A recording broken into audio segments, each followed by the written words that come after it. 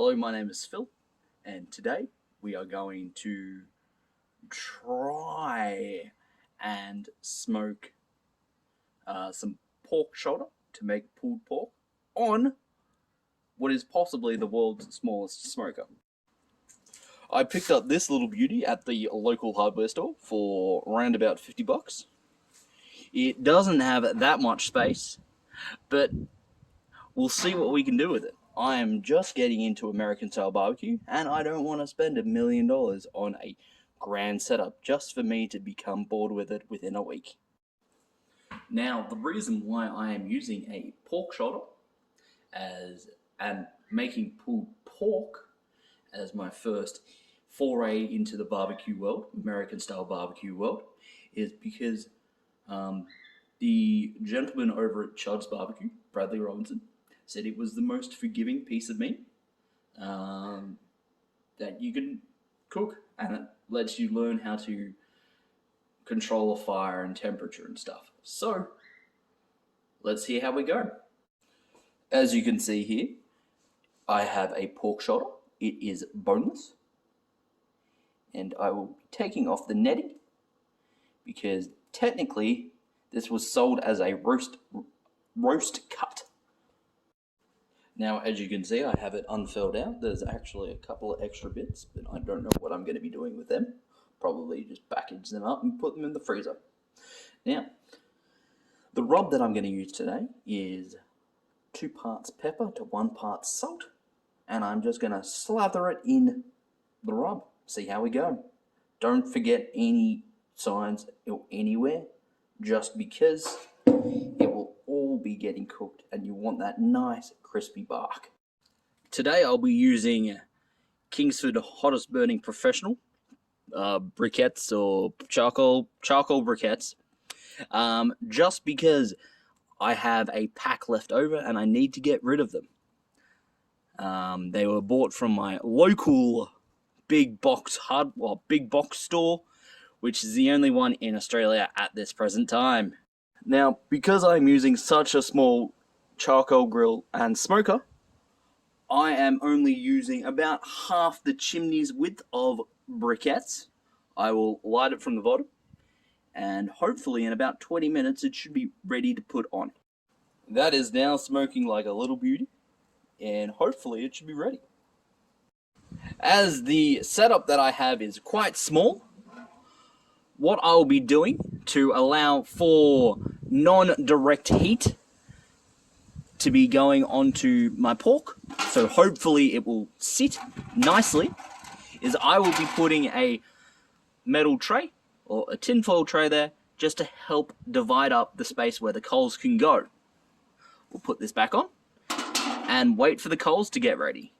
What the metal tray will also allow you to do is place some water in there just to help hydrate the meat and also keep it nice and humid and steamy in there.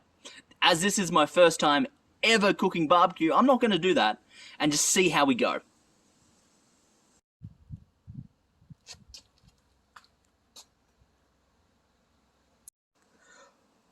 I have just tipped the coals in, and I have this air vent open and this air vent open, and also the chimney. Let's see how this goes and heats up. Legitimately, a minute has passed and it has already shot up 100 degrees Fahrenheit, which for everybody here in Australia and around the rest of the world is approximately 50 degrees, which is looking good. The piece of meat that I chose turned out to be a lot larger than I thought it would, and it has these 2 extra parts. Now, as this is my first time, I thought, why the hell not? I am going to chuck this on the uncovered side, or the side just above the coals, just to see what happens. I mean, waste not, want not, hey? The meat has gone on, and now comes to the best part of any cooking show, the cleanup. Don't worry, I'm not going to be showing it to you actually, because really, who wants to be seen cleaning? And yeah, I'll come back in a couple of hours and see how it's all gone.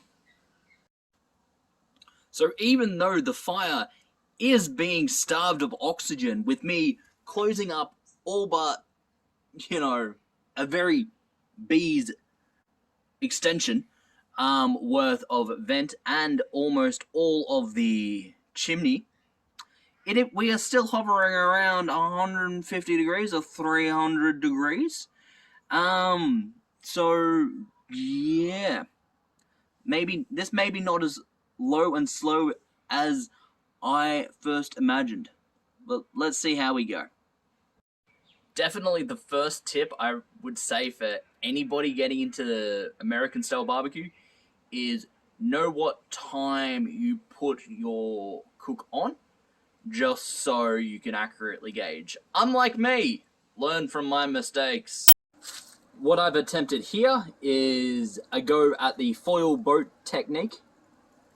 This will hopefully keep the meat tender, capture all the juices, and help the juices flavor up. And this here is the Radford family secret sauce.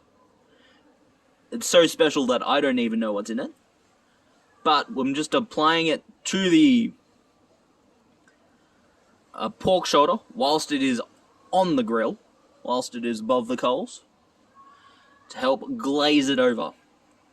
So due to the fact that I went and took a nap and took my eyes off the grill, it burnt down. So, which was okay. Gave me an excuse to take it out of the cooking setup. So, now we are just letting it rest for an hour or 2 or 3. It just depends.